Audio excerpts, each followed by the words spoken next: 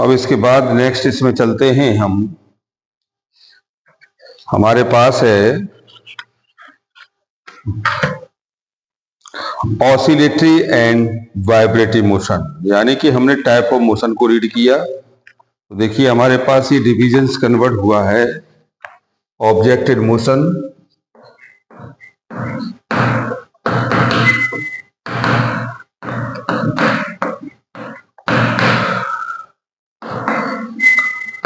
Rest, motion, rest and motion are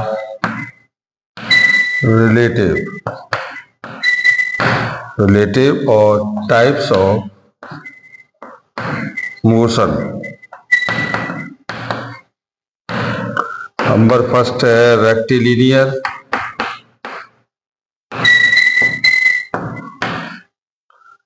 और translatory,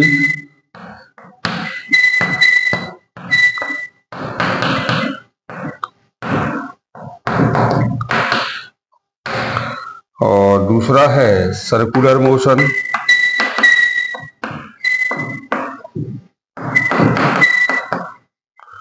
और तीसरा है oscillatory.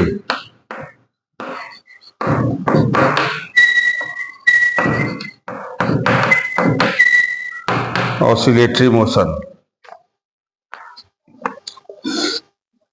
Concept of point mass object में ये कह रहा है कि thus an object can be considered as a point mass object if during a motion in a given time its cover distance much greater than its own size. While studying the revolution of Earth around the Sun, the diameter of Earth being very small as compared to the length of the orbit around the Sun, the Earth can be regarded as a point object. Similarly, a car traveling a few hundred kilometer distance can be taken as a point object. But if a car is traveling a distance which is not very large as compared to the size of the car, then the car cannot be taken as a point of object. It is important to note that the point object is a mathematical concept to simplify the problems। ये कह रहा है concept of the point की बात आती है तो जिस तरह से अर्थ हमारा रिवॉल्यूशन करती है, तो अर्थ का रिवॉल्यूशन जब भी होता है तो एक रेडियस के रूप में होता है, एक रेडियस के रूप में होता है। तो उससे ये पता चलता है कि ऑब्जेक्ट जो है हमारा, ऑब्जेक्ट जो है जब मूव करता है तो उसकी रेडियस कोई यहाँ इंपॉर्टेंट पार्ट प्ले नहीं करती है। ये कोई भी इंपॉर्टेंट पार्ट प्ले नहीं करती है, बट इतना जरूर डिपेंड करता है कि अगर हम किसी भी फ्रेम ऑफ रेफरेंस की बात करते हैं तो फ्रेम ऑफ रेफरेंस जो होता है, ये फ्रेम ऑफ रेफरेंस, ये फ्रेम ऑफ रेफरेंस जो है ये किसी भी बॉडी के रेस्पेक्ट में दूसरा फ्रेम डिपेंड करता है। ये कोई फ्रेम है के, और ये के डैश, ये अर्थ है,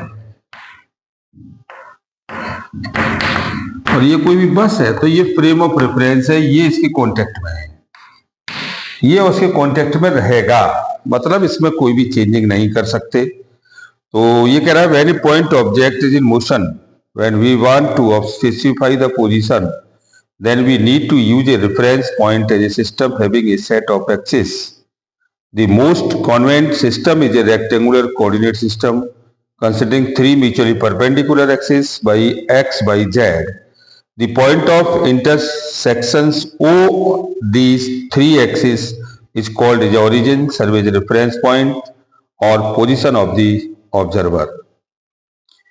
The observer has a clock with his record to time. The position of the object at a given instant of time can be described in terms of position coordinate x by z.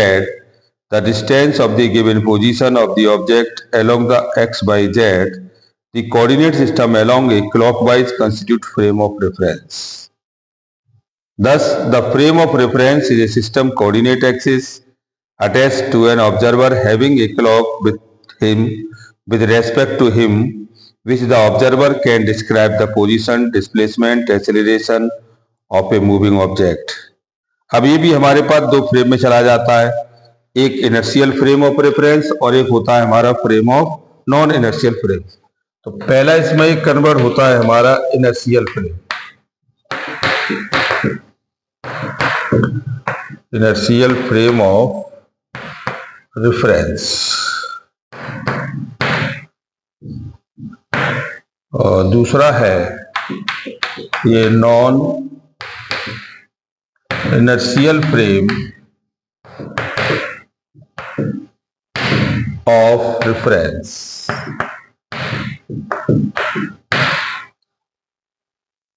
अब inertial frame of reference ये कह रहा है कि is one in which Newton's first law of motion hold good. For example, a frame of reference attached to a person in a bus at rest or in a bus moving with a uniform velocity along a straight path। ये कह रहा है inertial जो frame है वो कोई भी बस हो सकती है रेस्ट में या मूविंग में या वेलोसिटी में, किसी भी स्ट्रेट पाथ पर। जबकि नॉन इनर्शियल फ्रेम की बात आती है तो ये कह रहा है एक person of the reference attached to a person in a bus moving variable or moving with the acceleration along a straight path. अब ये कह रहा है कि नॉन इनर्शियल का मतलब ये हो गया कि इसमें कोई भी पैसेंजर ये बैठा हुआ है, ये वाला जो है ये non inertial frame, non inertial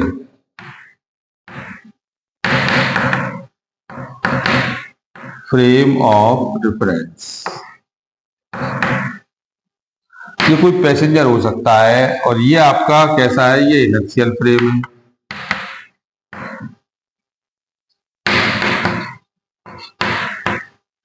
और ये इससे कांटेक्ट पर है। अब ये जो है रेस्ट में भी हो सकता है और ये मोशन में भी हो सकता है, किसी में भी हो सकता है। ऑब्जेक्ट हमारा इस फ्रेम के रेस्पेक्ट में रेस्ट में भी खड़ा है या फिर वो मोशन में भी खड़ा है।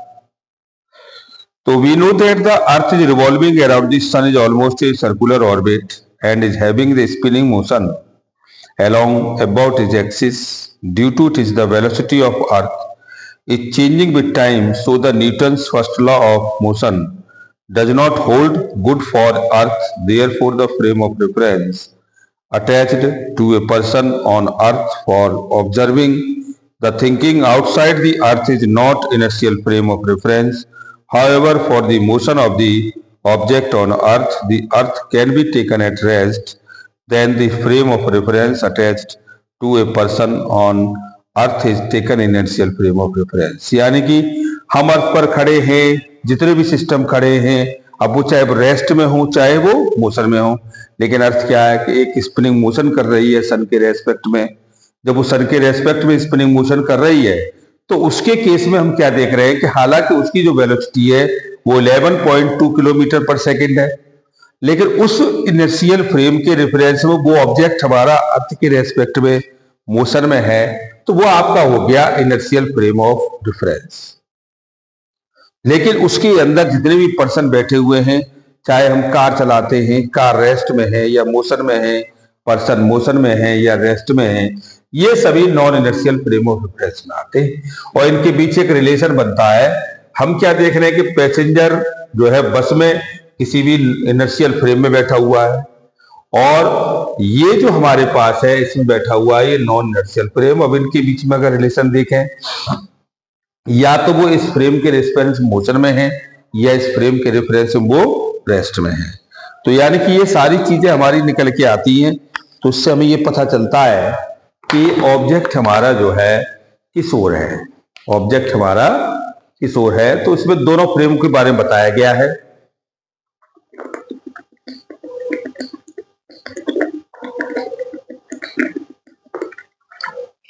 तो फ्रेम ऑफ रेफरेंस की बात करते हैं तो कोई भी ऑब्जेक्ट किसी भी ट्रेन में मोशन कर रहा है तो ट्रेन हमारा उसका फ्रेम ऑफ रेफरेंस है, फ्रेम ऑफ कैसा, इनर्शियल फ्रेम ऑफ रेफरेंस है। अब उसके ऊपर कोई ऑब्जर्वर मोटरसाइकिल चला रहा है, कोई ऑब्जर्वर उसके ऊपर अगर मोटरसाइकिल रन करता है तो when the object is motion by A second frame of reference, तो वो हमारा हो जाता है फिर कौन सा, non inertial frame of reference. इनके बीच एक रिलेशन आता है कि एक हमारे पास हो गया इनर्शियल फ्रेम ऑफ रेफरेंस, एक non inertial frame of reference, और एक आपका अर्थ मेन है ये जिसके कांटेक्ट में हमारा कोई भी इनर्शियल फ्रेम ऑफ रेफरेंस रहता है।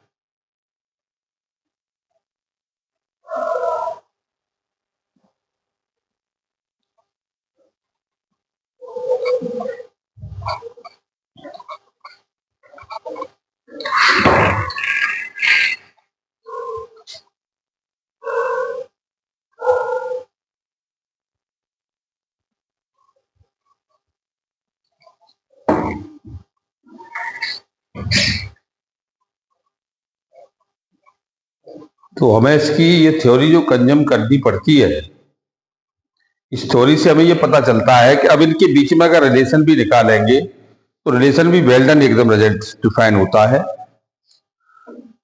और ये वेल डन रिजल्ट जो डिफाइन होगा वो कैसा होगा कि ये O है, ये O डैश है।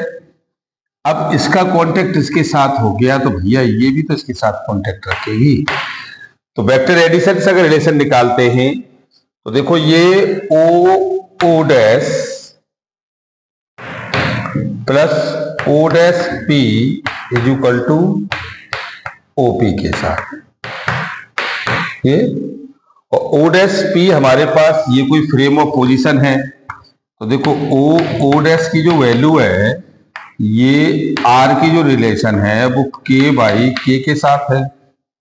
अच्छा, O डैश P जो है, ये जो पोजीशन है आपकी, ये पैसेंजर की K के साथ रिलेशन में है, और एक है OP, इसमें आपका हो गया पैसेंजर सीधा फ्रेम ऑफ रेफरेंस के टच में है। इन सारी वैल्यू को हम लगाते हैं तो देखो ये वैल्यू आपके पास हो गया K डैश और ये R P by K dash is equal to R और ये P अपॉन K के साथ। तो हमें इससे एक फैक्टर इक्वेशन भी मिल गई, और ये फैक्टर इक्वेशन जो है इस बात को बताती है कि हम किसी भी ऑब्जेक्ट को मोशन कराते हैं तो ये फ्रेम ऑफ रेफरेंस के रिलेशन का इक्वेशन डिफाइन कराता है। अब यही मोशन हमारे पास जो है टाइप्स में कन्वर्ट हो जाते हैं कि मोशन इन 1, 2 एंड 3 डायमेंशन। तो हमारे पास यही मोशन हमारे पास है। अब मोशन पहला है 1 डायमेंशनल मोशन, और सेकंड है 2 डायमेंशनल मोशन, और तीसरा है 3 डायमेंशनल मोशन। 3 डायमेंशनल मोशन यानी कि 1 डायमेंशनल, 3 डायमेंशनल। तो ये कह रहा है कि 1 डायमेंशनल वो मोशन होते हैं, the motion of an object said to be 1 dimensional motion if the one out of 3 coordinate, किसी एक ही पॉइंट पर 3 कोऑर्डिनेट लाई करते हो तो वो 1 डायमेंशन कहलाते हैं। और सपोज एग्जांपल में हम कह सकते हैं ट्रेन है along state railway track, an object dropped from a certain height above the ground, a man walking on a level and narrow road, oscillation of a mass is suspended from a vertical spring are 1 dimensional motion। अच्छा, 1 dimensional का मतलब ये coordinate only 1 belong करेंगे। कोई भी हमारे पास along the x axis पर condition आती है जिस टाइप से ये है। अब ये हमारे पास O है, ये X है, तो इसके रेस्पेक्ट में जो डिस्टेंस मेजर किया जाएगा ये आपका x के रेस्पेक्ट में ये 1 डायमेंशनल है, ओनली 1 कोऑर्डिनेट। 3 में से किसी पे एक पर एक कोऑर्डिनेट लाई करता है तो वो आपका 1 डायमेंशनल कहलाता है। 2 डायमेंशनल में जो होते हैं ये 2 डायमेंशनल मोशन, ऐसे मोशन होते हैं the motion of an object is said to be two dimensional motion if two out of the three coordinate, यानी कि if two out of three coordinate, यानी किसी भी लाइन पर कोई भी दो कोऑर्डिनेट का बिलोंग करना। ये position of the object change with respect to आप कह सकते हो circular revolving around the sun, billiards ball moving over the billiards table are two of the dimensional motion. और तीसरा है हमारा three dimensional motion. The motion of an object is said to be three dimensional motion if all three coordinate specifying the position of object change with respect to time. यानी कि mosquito fly है, random motion gas molecules है, एक kite fly है, ये bird fly है ना, aeroplane है, ये सभी थ्री डायमेंशनल मोशन के केस फॉलो कराते हैं। तो इसमें से हम सबसे पहले अब स्टार्टिंग करेंगे आपका, यह है motion in a straight line. Motion in a straight line, और ये जो मोशन ऑफ स्ट्रेट लाइन है ये किसी एक फैक्टर के लिए डिफाइन है। वो फैक्टर हमारा कोई भी हो सकता है किसी भी स्ट्रेट पाथ पर। ये x equal to F into T के रिलेशन में हो सकता है, या y equal to F into T के रिलेशन में हो सकता है, z इक्वल टू एफ और टी के रिलेशन में हो सकता है। वो किसी के रिलेशन में आप इसे निकाल सकते हो। ये सभी के लिए वैल्यू हमारी ये डिफाइन है। तो the motion of A point object in a straight line is in one dimensional motion. During such A motion the point object occupy a definite position on the path at each instant of time.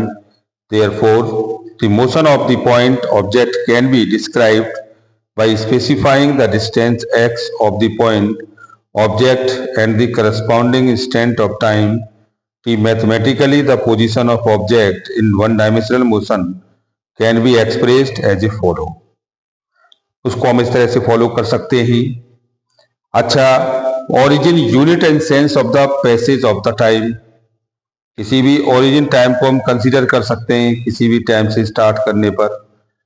वो 2 घंटे से चल रहा है या 4 घंटे से चल रहा है, तो यानी कि 2 घंटे का मतलब एट ए ओरिजिन हमारा कोई भी एक टाइम टेकर मेजर कर सकता है। तो जैसे हम किसी भी घड़ी में देते हैं, हमें 9 बजे ऑफिस जाना है, तो 9 बजे ऑफिस जो जाना है वो ऑफिस हमारा कितनी दूर है, उसको वहां तक पहुंचने में टाइम कितना लगता है, तो उस टाइम का ड्यूरेशन अगर मेजर किया जाए तो वो भी एक हमारे पास क्या कहलाता है, वो भी हमारे पास एक origin unit of the time passage कहलाता है। अब ये जो 9 से स्टार्ट हुआ, 11 पर पहुंचे हम, 80 किलोमीटर पर 2 घंटे लगे, फिर 100 किलोमीटर पर पहुंचे दोपहर 12 बजे, तो 100 किलोमीटर पर 3 घंटे हो गए, और फिर हम 140 घंटे पहुंचे 2 बजे, तो ये 5 घंटे हमें लगे। और इस तरह से हमारा ड्यूरेशन टाइम हमारा कंज्यूम हुआ। This is the time taken by the पहले is the 2 hours and second state of the 3 hour and 3 state is the 5 our.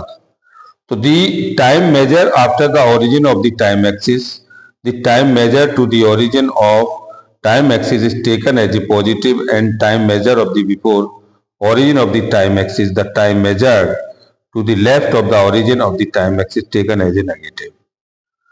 The negative time coordinate of a point on time axis indicate that the object had reached that point at a time which was before the origin of the time axis. The time interval between 2 points on the time axis does not change due to shifted in the origin of the time axis, origin unit and direction for the position measurement. अब इसके बाद हम इसके position को measurement करें, तो position भी अपना एक मेजरमेंट डिफाइन कराता है। तो ये चीजें 2 चीजों में कन्वर्ट हो जाती हैं, एक स्केलर क्वांटिटी में और एक वेक्टर क्वांटिटी में। तो यानी कि physical quantity which have only magnitude but no direction are called as a scalar quantity. तो स्केलर क्वांटिटी कहती है physical quantity which have but no direction is called as a scalar quantity, but is the vector quantity is the both are physical quantity and vector quantity, both are integration is a vector quantity. This is the example of a mass, length, time, distance, covered, speed, temperature, work are the few example of scalar The scalar can be added, subtracted, multiple and divided, usually ordinary law of the algebra. But displacement, velocity, acceleration, force, torque, gravitational intensity are few examples of vector. Vectors cannot be added, subtracted, multiple by ordinary law of algebra. For these operations on vector we have to use law vector. It is important to note that the division of a vector by another vector is not a valid operation in vector algebra. As a vector in writing can be represented by the single letter, the whole face of the single letter within the arrow head on it. यानी किसी भी हम geometry का relation की बात करते ही तो geometry का रिलेशन में वेक्टर एक रिप्रेजेंटेड बाय स्ट्रेट लाइन, उसे स्ट्रेट लाइन से एरो हेड से हम उसे रिप्रेजेंट कर सकते हैं और इस तरह से उस वेक्टर ऑफ दी डायरेक्शन को ज्योग्राफिकली शो कर सकते हैं।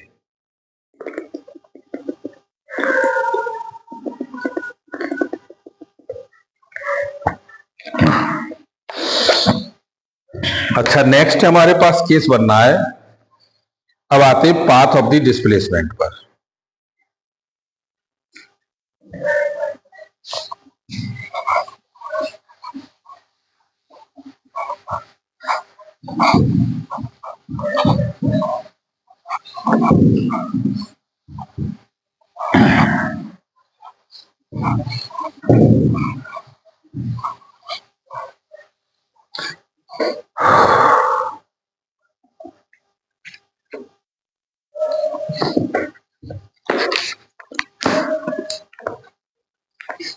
ये है path length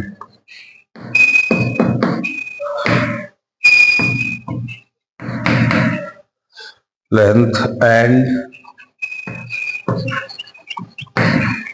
displacement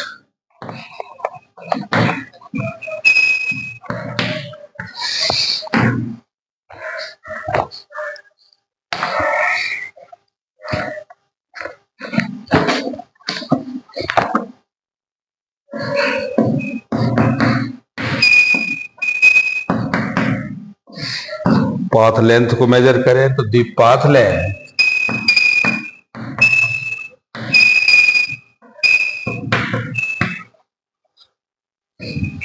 of an object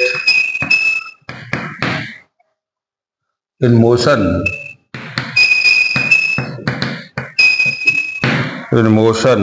in a given time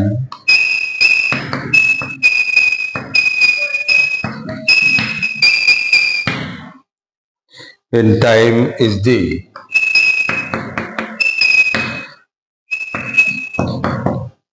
length of actual path traversed by the object in the given time.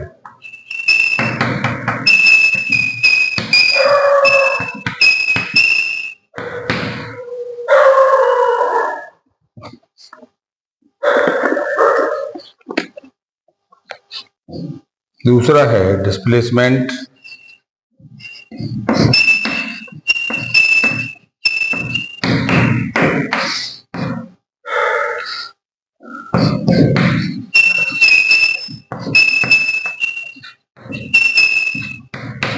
the displacement of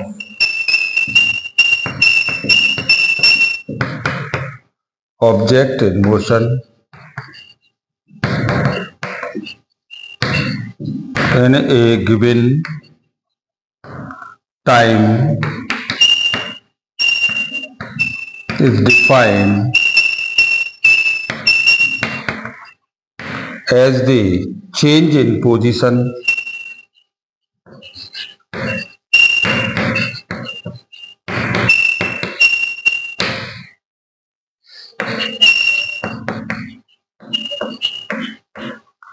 of the object, that is the difference between the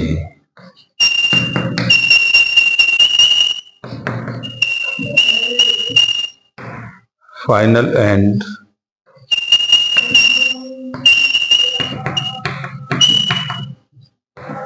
initial position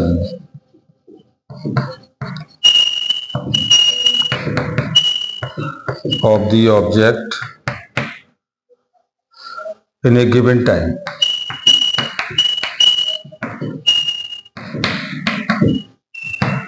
Given time, it is shortest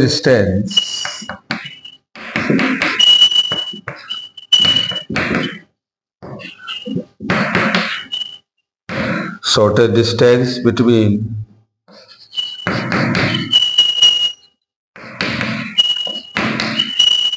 two positions of the object.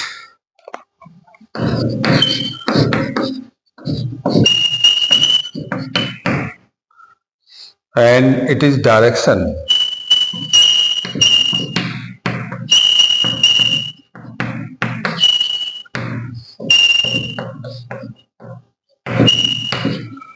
from initial to final position.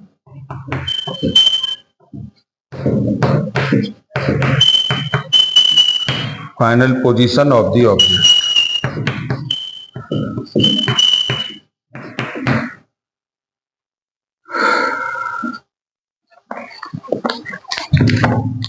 तो हम path of the length की बात करेंगे। तो ये कह रहा है कि the path is actual distance travel by the object in during a given time of motion.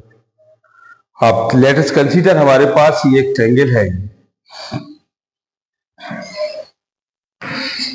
ये ए बी और ये सी। तो टोटल अगर लेंथ हम मेजर करते हैं तो टोटल पाथ आपका हो जाएगा A B plus B C plus C A. अब यही चीज हमारे पास होती है किसी रेक्टेंगुलर शेप में, इस टाइप में, ये ए बी सी और डी। तो इसमें टोटल डिस्टेंस आपका हो जाता, टोटल पाथ होता A B plus B C. अगर डिस्प्लेसमेंट की बात आती तो ये होता ए सी।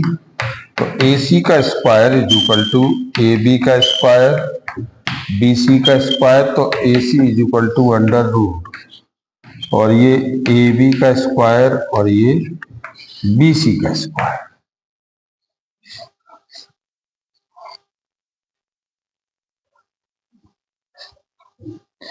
तो ये कह रहा है कि अगर if an object goes on around a circle of the radius R, अगर वो सर्कल पर है इस तरह से और इसकी रेडियस कितनी आर है, तो यहां इसका डिस्प्लेसमेंट कितना होगा, 0। अगर इसका एक्चुअल टोटल पाथ पूछेंगे तो टोटल पाथ इसका हो जाएगा ये 2 पाई आर के साथ। अगर इसका डिस्प्लेसमेंट पूछेंगे तो डिस्प्लेसमेंट आपका हो जाएगा 0। भाई जिस पाथ से वो आया उसी पर वो आके 0 हो गया। अगर इसको हम डिवीजन कर देते हैं, अब इसको हमने डिवीजन कर दिया ऐसे, ये ओ ए बी सी और ये डी। तो अब इसमें ए टू बी पर अगर हम बात कर रहे हैं, इस पर ए टू बी पर, तो ए टू बी पर ये आपका हो गया ए बी का पाथ हो गया पाई आर बाई 4 इंटू 2। तो ये 2 आ गया भाई इस पूरे का पाई आर बाई 2। और डिस्प्लेसमेंट आपका हो गया ये इससे √2 के साथ, और डिस्प्लेसमेंट आपका हो गया √2। अब आते हैं ए टू सी पर, पाथ हो गया आपका कितना पाई आर और डिस्प्लेसमेंट हो गया ये आपका 2r।